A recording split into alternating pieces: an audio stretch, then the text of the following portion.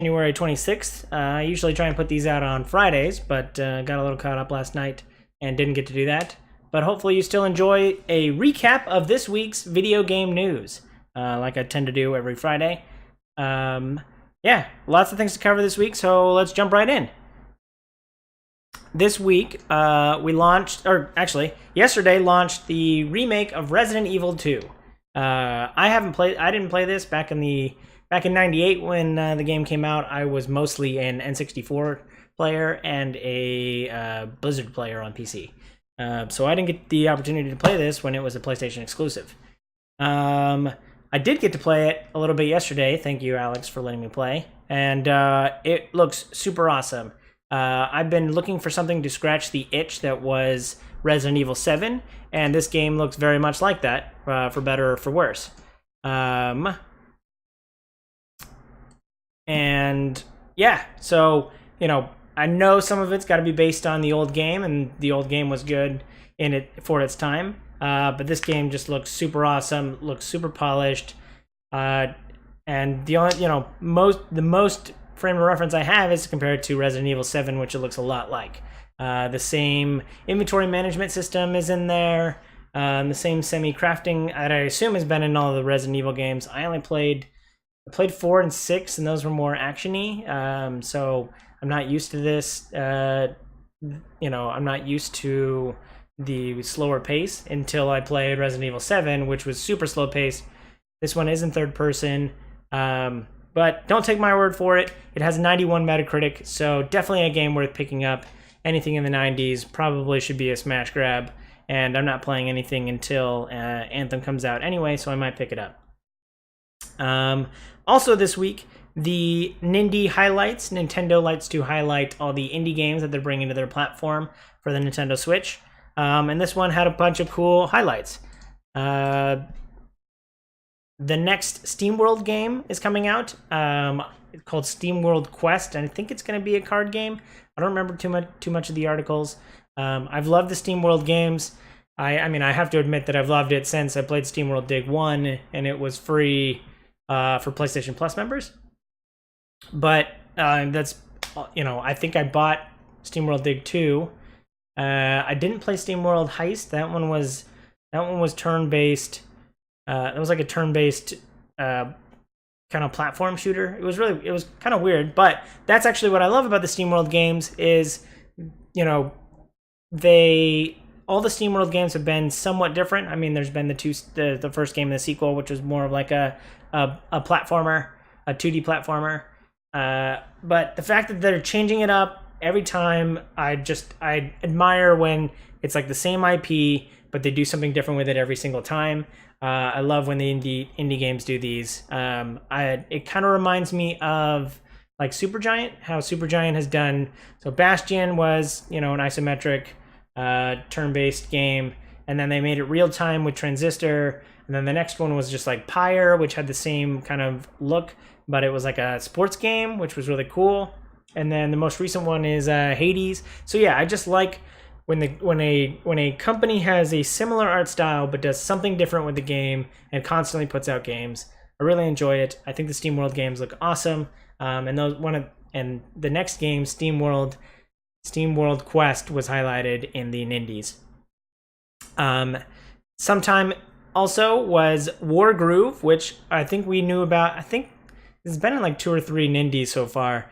And it looks like a spiritual successor to Advanced Wars, and I think that's on purpose. I think it's fantasy. I think it's set in fantasy as opposed to like modern times or semi-future. But yeah, I didn't own a Game Boy Advanced, but I played Advanced Wars with my friends, and and for anybody who watches me, I love turn-based games, and so Advanced Wars looks super cool. There's also a game called Crosscode, which looked pretty cool. It was like a real-time 2D like side scroller, I guess. I didn't quite get my hands around it, but there was plenty of other games. Feel free to check them. I'm going to send a link in the down below. Next, and certainly not least, is Slay the Spire finally launched. Slay the Spire has been on beta, I think, on Steam, or whatever Steamlight's beta program is, what, Greenlight or something like that. It's been on Steam in beta for probably over a year now, maybe more, maybe 2. I haven't kept track of it too much. They've been slow. I know they've been hinting at slowly getting the game out of beta, and so they finally did it. They launched it yesterday, and that's with a 92 Metacritic, so definitely another game you need to pick up. But I'm waiting because, like I've said, I've wanted this game ever since I saw this game a year and a half, 2 years ago.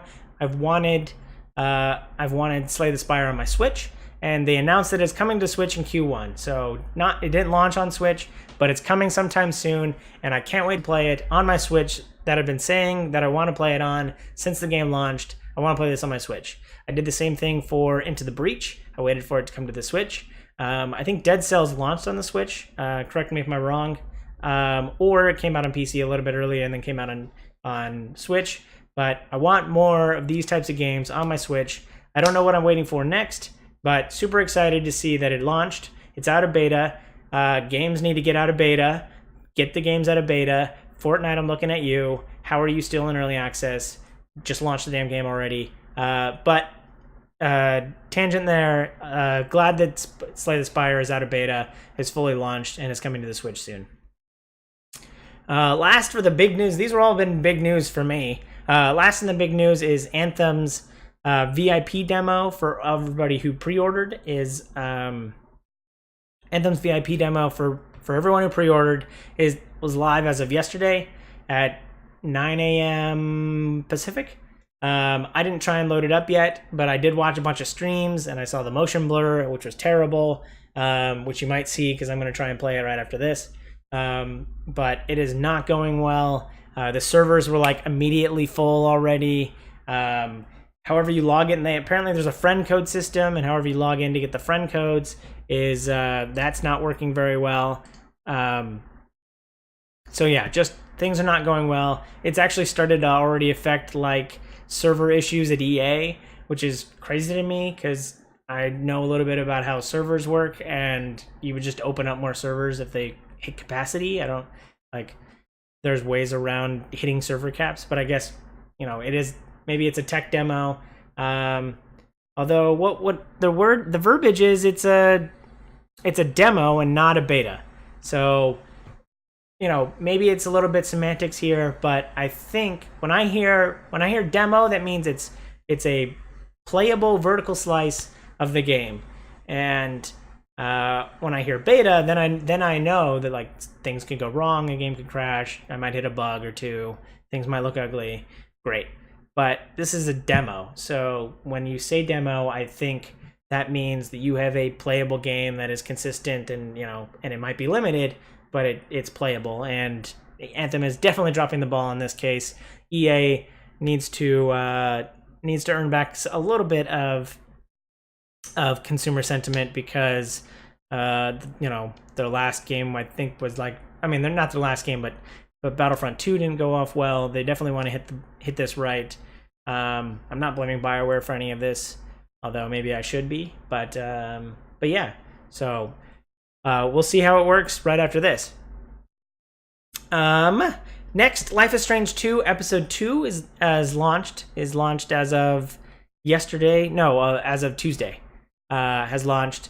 I haven't yet picked up any of the Life is Strange 2. I didn't play Captain Hero or whatever their Don't Nod's most recent game was, but I am super excited about Life is Strange 2. I'll probably buy it all when it's all out, so I can play through it all at once as opposed to one at a time like the episodics want me to. I like binging games and getting through them, but cool to see the Life is Strange 2 is coming out on a consistent pace. Yep. And then last but certainly not least, there's a big PS4 sale going on right now over the weekend. God of War was like $24. I think Assassin's Creed was down in that. Assassin's Creed Odyssey was somewhere down in that area.